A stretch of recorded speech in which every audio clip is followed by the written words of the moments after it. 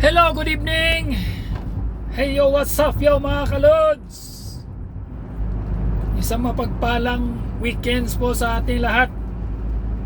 Ayan, KSA. May deliver po ako. So, Baniamor ulit. Alas pa mga kalods. So, pakita ko sa inyo yung daan. So, medyo madilim na eh. Hapon na mga kalods eh. Ayan, ito yung daanan mga kalods. Ayan.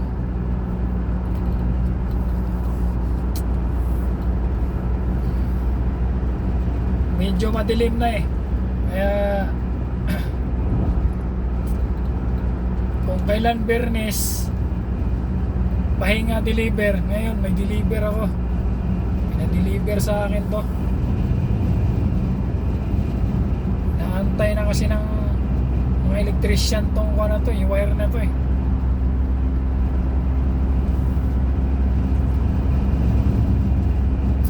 Bayad na to ng kuhan eh, may-ari. Kulang lang ng kuhan ba, ng wire, kaya hindi pa na-deliver. Ngayon, kompleto ng wire, ngayon pa dineliver. Ngayon ba pinapa-deliver?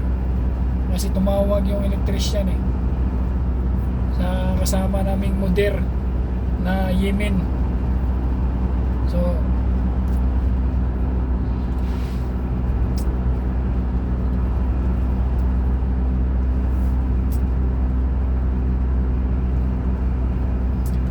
itong lugar na to mga kalods, Al Salama na to. Kita nyo yung masjid na malaki na yan. Yan yung, ito yung Al Salama. Al Salama na tong lugar na to. Tapos pagbaba natin dyan, Al Salama, paakyat, Baniamor na. Yan na yan siya.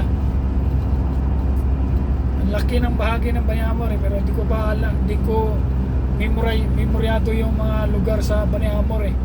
Baniamor siya, mismong sentro, pero yung katabing lugar, may mga pangalan yan eh. Hindi ko memoryado. Pero pag sinabi ng Saudi na alam mo to eh. Pag binanggit yun, malalaman ko.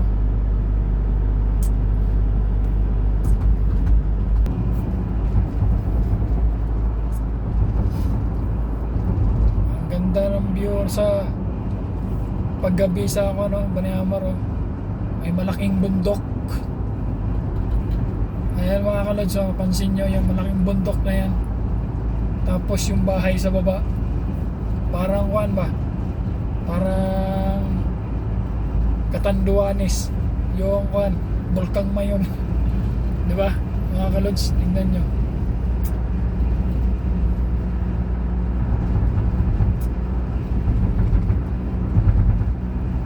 Sa gabi, diba, ganda ng kuan eh.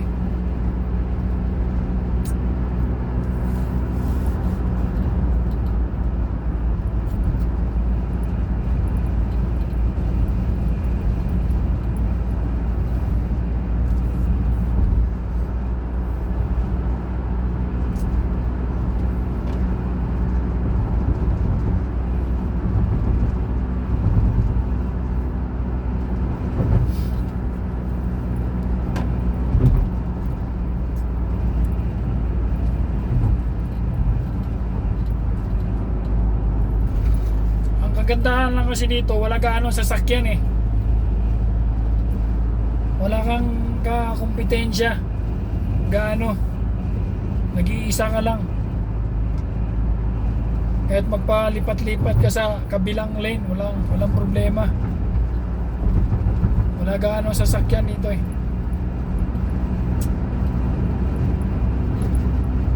Kaya dandahan lang kasi pababa to eh. Baba kasi itong daan dito eh. Ayan, paakyat na tayo ng Baniamor mga kalods. Ayan. Yan yung fire station nila. Sa bandang left, yan yung fire station nila. Ayan, daanan natin. Left side. fire station. Ito paakyat na to ng Baniamar yan mga kalods. Paakyat na siya.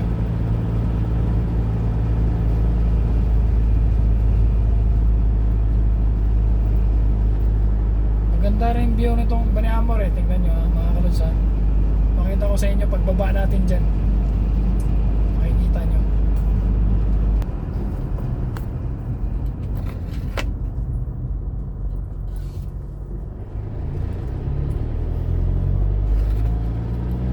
Ayan. May mga tindahan din dito eh. May mga bakala, may grocery, may drugstore. Meron dito mga kalods. Ayan.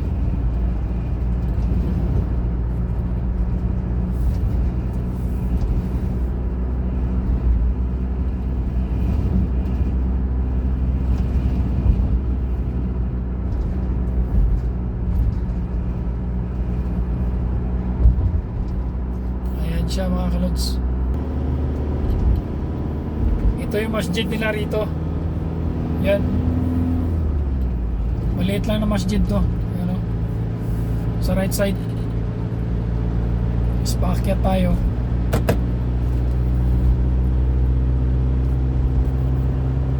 Kasi yung destination natin nandun pa. Malaylayo pa mga kalods. Mababa pa ang akyatin natin.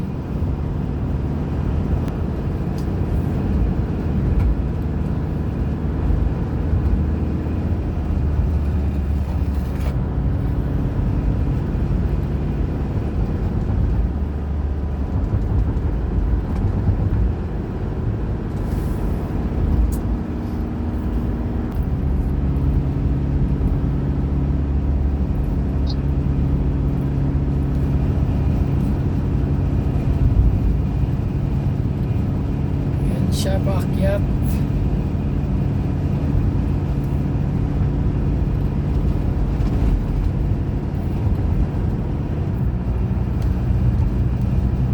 Malapit na tayo mga kalods.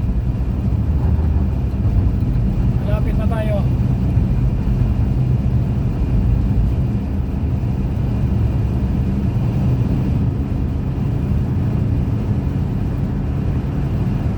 Itong lugar na to, part pa rin ng kanto Baniamar to, pero yung magkabilang side may kanya-kanyang pangalan to eh.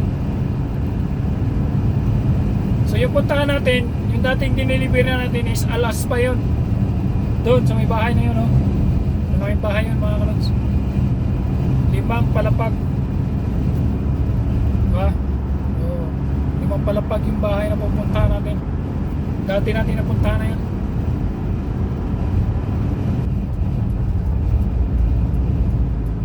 Ayan, mag-U-turn tayo kasi yung daanan sa kabilang side. So, mag-U-turn tayo. Mag-U-turn. Okay. Oh.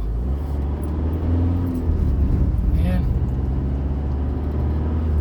Pakita ko sa inyo yung pangalan ha. Nandyan oh. Nakalagay oh. Alaspa. Ayan mga kalods oh.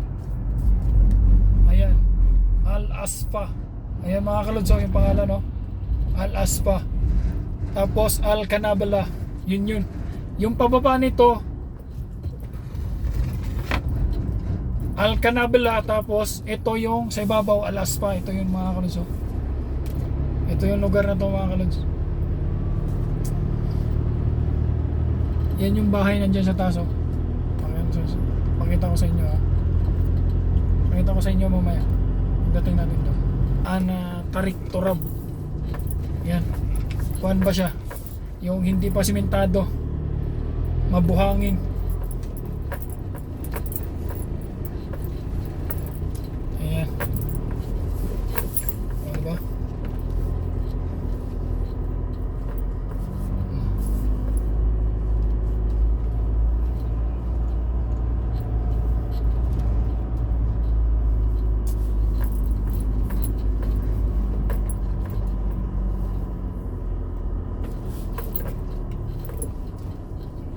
pangit ng daanan, hindi pa simentado. Sisimintuhin to ang kwanto, espalto to pag nakuha na yung bahay na yun eh. Maayos na ba, maganda na. So ngayon kaya hindi pa maganda, hindi pa simentado, hindi pa kuha ng espalto. So ito na yung bahay na to mga kalods. Ito na yung kuwan.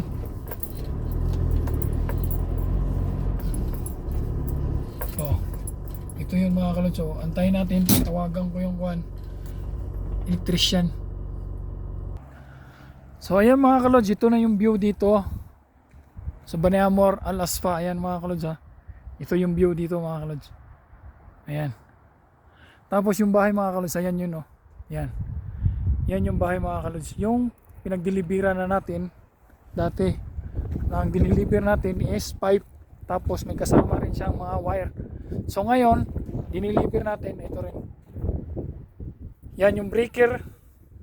Tapos yung mga gagamitin nila, receptacle, yung sa atin, tinatawag receptacle yan. Elba hadid sa tawag sa kanila rito yan. Tapos ito yung mga wire. Yan, ang ginagamit nila. Tapos yung pinagdadaanan ng wire, yan yung mga kalods. Diba? So ayan mga kalods. Kung nagustuhan nyo itong video na to, maraming salamat po. Paki-like na lang po. Tapos paki-subscribe sa aking munting YouTube channel mga kalods. So thank you. God bless po sa atin.